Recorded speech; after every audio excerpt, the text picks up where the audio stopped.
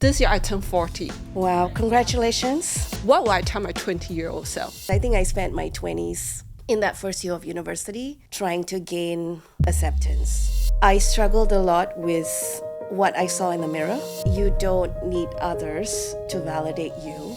At 20 years old, I didn't ask any questions. I was obedient. Don't be afraid. Ask questions, no matter how hard it is. For a woman in the workplace, sometimes asking is such a big task. There is no shame in saying, I don't know. I'm 55 and I love myself. Yeah. It's taken me a very long time to feel that. Welcome to Raw with Uma, and I'm Uma, your host and architect of Raw Leadership, here to bring you unfiltered, unrehearsed, unscripted conversations with women about what really goes on in navigating life and work. Are you ready? Let's get raw. So I'm here with my guest today, and her name is Kit. Kit, welcome to the show. Hi, thank you for having me here. And Kit, just for everyone to know, you and I have not spoken before the show. Yes. We have just literally met, said hi to each other. Yes. And I don't know what you're going to ask me. Yeah. So what prompted you to come to the show? Yeah, I think firstly I would want to say that, I've been following your work for a while. Oh, thank you. And I think it's so inspiring. Of course, when the opportunity came for me to be part of this, I just couldn't say no. And Thank you. I personally love podcasts, and I thought this would be fun. Thank you. It's so great to have you. So let's start with a little bit about yourself. Tell me about you. Yeah, so I would like to think myself as a positive, loving, and passionate human being.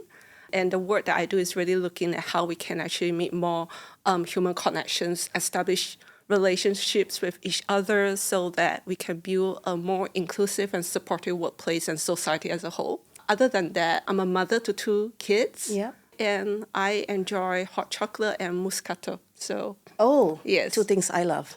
Yeah. And did you grow up here in Singapore? Yes, born and bred in Singapore, attended university here. After that, I went to Japan to study as well. Wow. Do you Yeah. speak Japanese? Yes, I do, although probably not as fluent as I would like to these days, because I Yeah. haven't been using the language for so long. Yeah. So tell me, what's the question that you have today? Yeah, so one of the things that I've been thinking about, and that's also because this year I turned 40.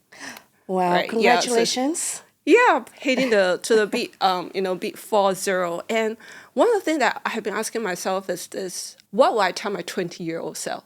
Since I have actually doubled that stage, right? And I'm still kind of seeking the answer for myself. And so, now that we are having this conversation, I would like to ask you the same thing. What will you tell your 20-year-old self? Okay, well, I'm 46, so I'm ahead by 6 years. So that's going to be 26 years ago. So that would be 1998. And that would be the year that I left my house in Johor Bahru, where I grew up in Malaysia, to go to university. I really wanted to be a pianist, and my parents didn't allow for that, and they couldn't afford to send me to university. So I had to take a government loan and fill out this form.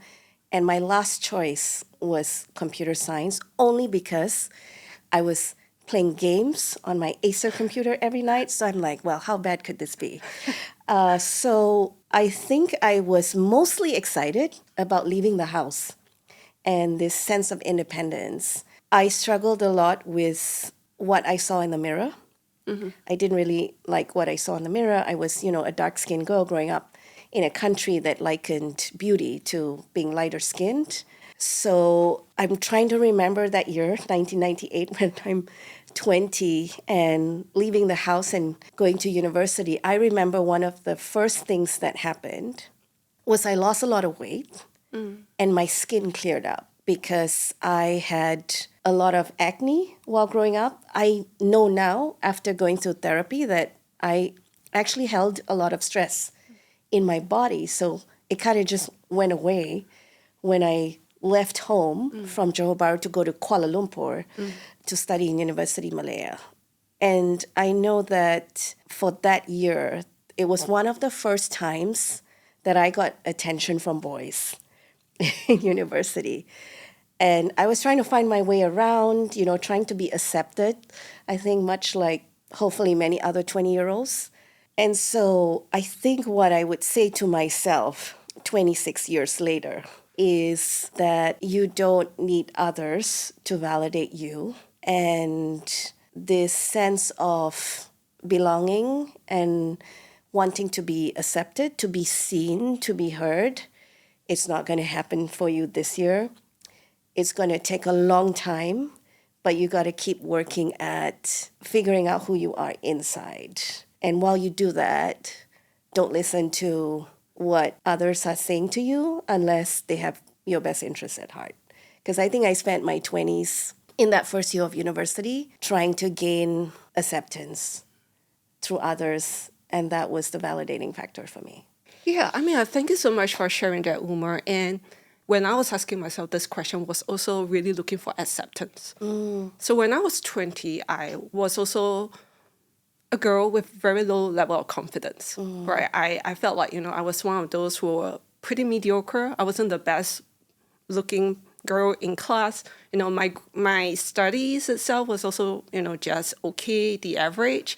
I feel like right now, there's that level of confidence that we are projecting. And obviously, I think from you, when we are looking at your work, it comes very strongly on that front.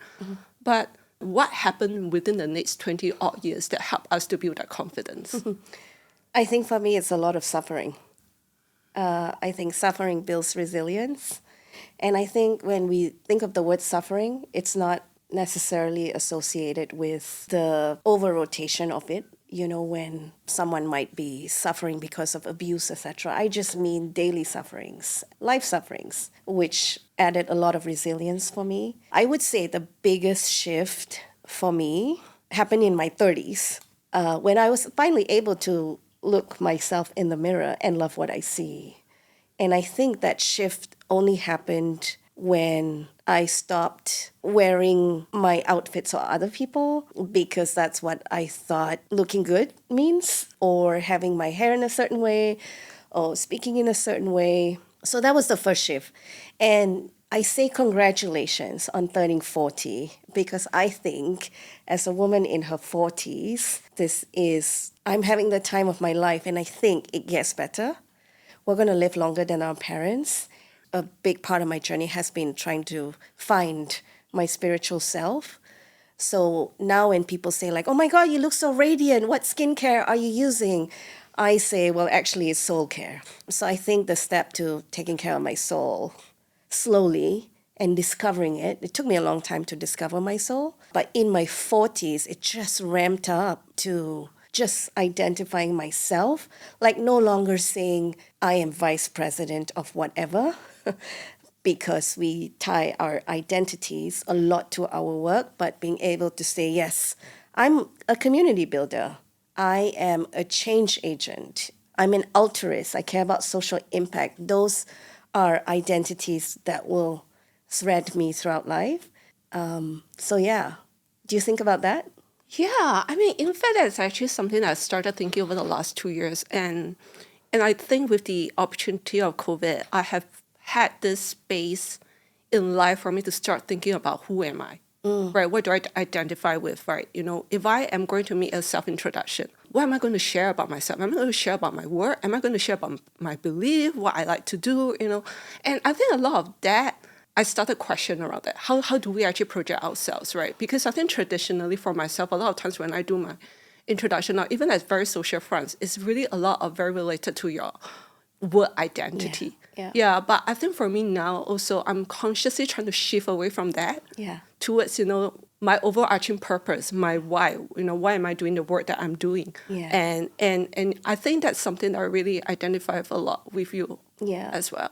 And do you think you figured that out yet? Your why and your purpose? I would like to think yes. I figured that out. And I'm really glad that I have been able to have that opportunity to do so and being able to think about it, right? And a lot of people that I spoke with asked me how I did it. Yeah. Right. And to me, I think it has to be very intentional.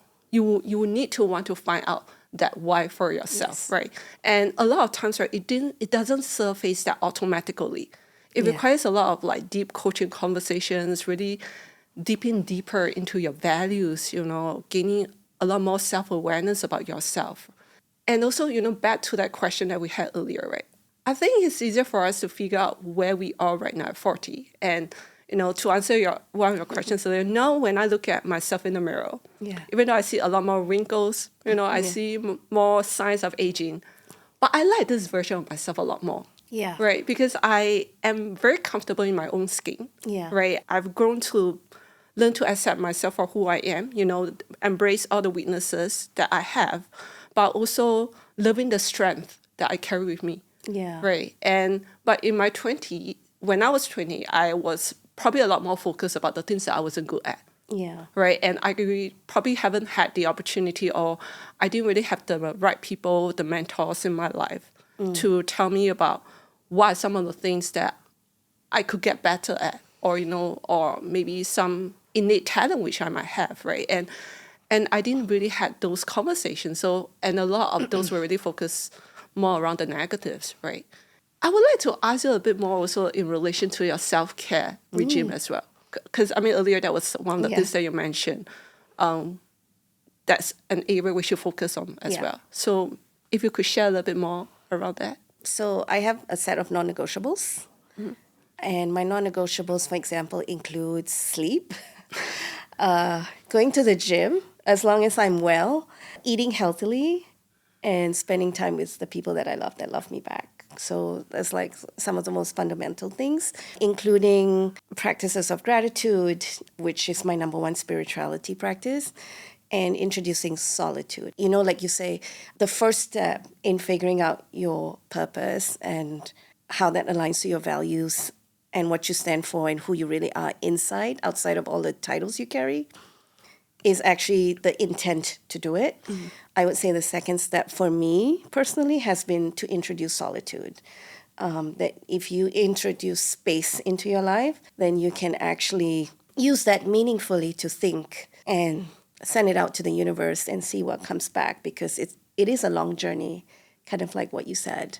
So I have my foundation, and then I have other things that matter to me that is layered on top of that. So, for example, when I do something, is it aligned to my dreams, right? Like right now, you are a part of a dream in this podcast, because I want the women in Asia to express what is it that they are thinking about in any stage of their life, because behind you is hundreds of other women who are thinking the same question.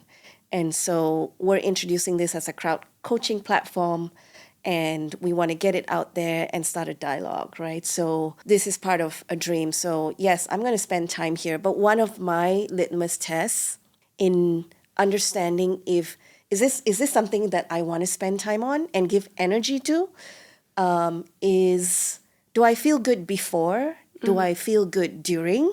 And do I feel good after I do it? I love that. I think the self-questioning as well, that do you actually enjoy not just the process? I mean, not just the outcome of it, but the process of it and the planning of it. And I think that's such an important litmus test for us to be asking ourselves as well. Yeah. Right. If you could think of something that you feel good before, during, and after, what might that be? And while you think about that, I'll give you another one. Because as a child, my mom would have me organize everything if we had guests, like from the recipes to what tablecloths we're going to use to like which plates and everything. And up to today, I love hosting at my house. I love planning ahead for it and thinking about, okay, what should I cook? What's the experience of the guests that I want to bring to have? And so I enjoyed that entire process. The last dinner that I had, we actually had everyone on the table come to answer one question, which is, what was the last song that moved you, and what's the story behind it? And then we would all listen to the song together. So that's why I say I'm a connector as my identity. Yeah. So if you think about what you might feel good before, during, and after, what comes to you?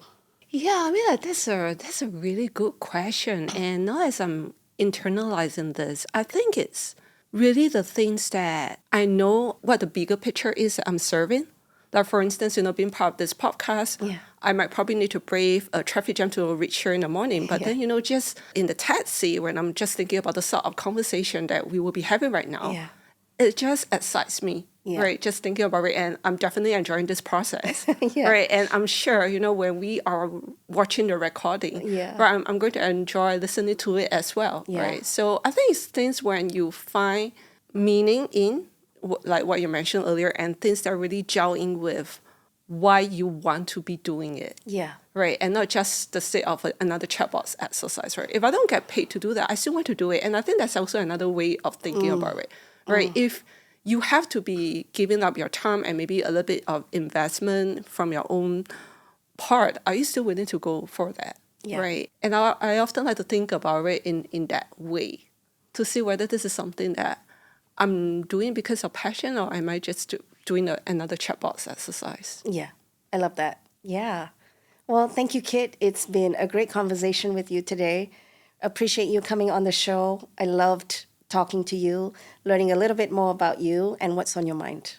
Thank you, Uma. Thank you for having me, and it's great speaking with you on this. Thank you. Yeah, thanks. So you just heard my conversation with Kit, and now I'm going to bring on my co-host for today, Rita Sapnani. Rita and I met at a Lean In event in 2018, where I was holding a glass of wine and taking a big gulp before welcoming the guests. And as she would say, she thought to herself, I gotta get to know this woman. She asked me out for a drink, and 2 glasses of champagne later, we're great friends. She has an unshakable commitment to authenticity. I've witnessed her weave honest conversations, connections with clients, partners, and stakeholders, fostering loyalty, and the way she does it, it weathers the test of time. She's had a great career in corporate, as well as the founder, and lives by the motto of work hard, play nice. So Rita, welcome to Raw with Uma. It's great to have you. Oh, thank you so much for having me. Do you remember when we met that day? Absolutely. I saw you, I couldn't take my eyes off you, and I said, she and I are going to be friends. Yes, I'm so glad to have you. So you've just been listening to my conversation with Kit, and one of her first questions was, what would you tell your 20-year-old self? So I'd love to hear your take on that. When I was listening to both of you, there were so many scenes that were going through my mind. You described it really well because you were describing yourself and what you were doing when you were 20. And I remember when I was 20, I was working for my father at that time. And I had to cut my education short because my father's health was failing, and he needed someone to take care or take over his business, which I did.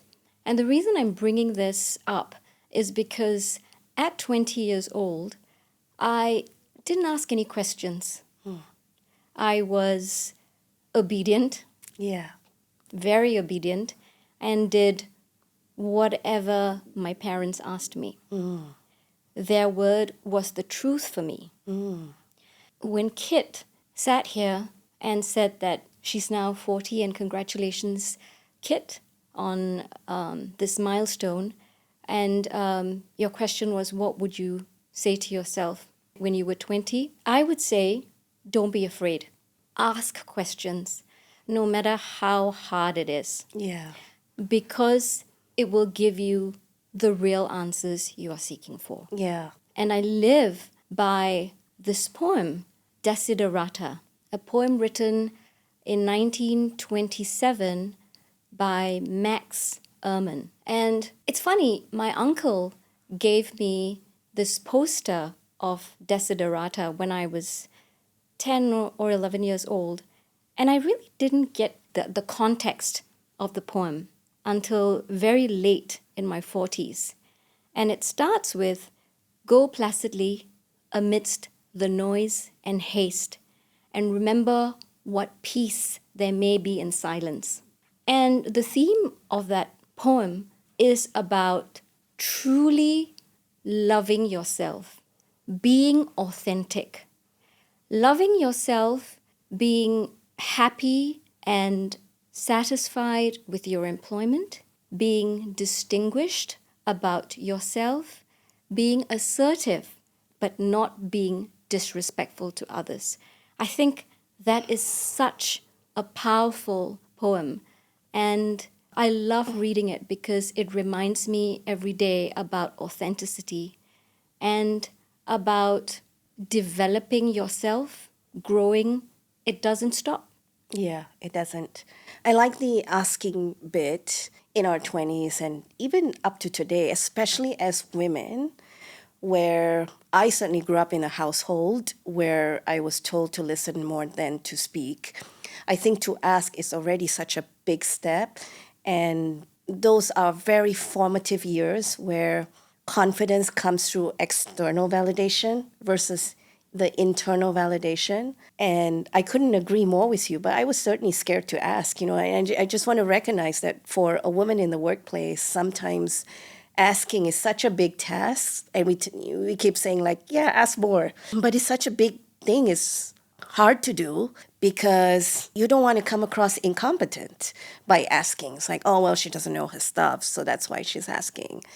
But actually, and you are, way beyond my years, and what we learn now is that asking is necessary, but you almost have to silence any voice inside you that tells you that, hey, better not ask. Or if you ask and you hear unfavorable comments, to be able to tune that out. And that takes time, doesn't it? Absolutely. Yeah. You have to ask in order to get better. Yeah. There is no shame in saying, I don't know. Yeah. In fact, you are expressing, you are showing your vulnerability. And if there are the right people around you, they will want to help you Yeah. to lift you up. Yeah. Those are the people that you want in your life because that's a true test of who are really valuable in the life that you are going to lead and Yeah. whether you want them by your side. Yeah. I like the I don't know part, which, by the way, is a very powerful statement to say. I remember the first time I said that to a very powerful person in the company, the highest ranked person, in fact, who was a sponsor to me and gave me a special project. And my then boss would follow me to every meeting with the president of the company to just make sure I'm okay. I mean, I was a young, I was like early 30s. And in this one meeting, the president asked me this question, and I didn't know the answer. And I just looked at him and I said, Steve, I don't know the answer, but I'm going to find out and get back to you. And we walked out of the meeting room after it finished, and my boss looked at me and said, I'm not coming to these meetings anymore with you. And then I was like, why? What did I do? And he said, because you said, I don't know to Steve. And not many people would say, I don't know to Steve. So that was such a powerful lesson in actually saying, I don't know, and saying the truth, but I'm going to get back to you. I'll find out and get back to you is actually powerful. 100%. Yeah. And you said it yourself. You have been resilient. And this resilience shows because you are also accountable. And Steve knew that you are going to come back with an answer. Yeah. Yeah. That's accountability and, demonstrating that you're going to say what you do. You are your word. Yeah. Yeah. I love that. You are your word. So we talked a little bit with Kit about how we continue to find ourselves. We are more comfortable with our skin, loving who we see in the mirror as we age. Now, without disclosing, unless you would like to, you are absolutely, for me, a role model in that space because I think, wow, I can't wait to get there because look at what it looks like and feels like, more importantly. I'm 55. Thank you. And I love myself. Yeah. It's taken me a very long time to feel that. It's taken me an extremely long time to say that. And what do you think was, if there's one thing that you would like to say to all the women watching around, wow, like one day I'd love to say that for myself. What do you think was the biggest shift for you? Listen to your intuition, your gut. Leave out all the voices that are sitting there on the left-hand side and on the right-hand side. Just leave it, and know that what you're feeling works. Yeah. Even if it's wrong, you learn. And don't be afraid. Love yourself. Know that we're all different for a reason. If we all want to be the same, there'll be just too many of the same of us. Yes. What makes us unique is who we are. I love that. And I think we should celebrate that. Absolutely. And that's a great ending to our show. Thank you, Rita, for joining me today. It was a great conversation, and I'm so glad you could join me. Oh my God, absolutely. Thank you so much, Uma, for having me. If you're hearing this message, you've listened to a new episode all the way to the end. And for that, I thank you for the generosity of your time. To wrap up, here are a few points from this episode. Kit asked a question about the advice to your 20-year-old self. And I think it's just about being confident that things get better, to find your own voice, to be able to navigate that without seeking the external validation, as hard as it is. And what you heard from Rita and Kit today is that it gets better as you age. And I can guarantee you that, because you're going to find the people that truly supports your success, that truly values you for who you are. I love what Rita said in terms of asking in the workplace, especially for all women. We all need to do a better job of asking. We don't need to be afraid of asking, because that's the best way to learn. And we need to start ignoring all those voices that tell us otherwise. And you are your word. I love that from Rita. That's just your credibility, which is a great currency to have in the workplace. What else did you take away from this conversation? I'd love to hear what you think, so please follow, like, and leave a comment, and I promise to read all of them. If you enjoyed this episode, share it with your friends. And if you'd like to be a guest on the show, check out the link to send in your details. See you next week.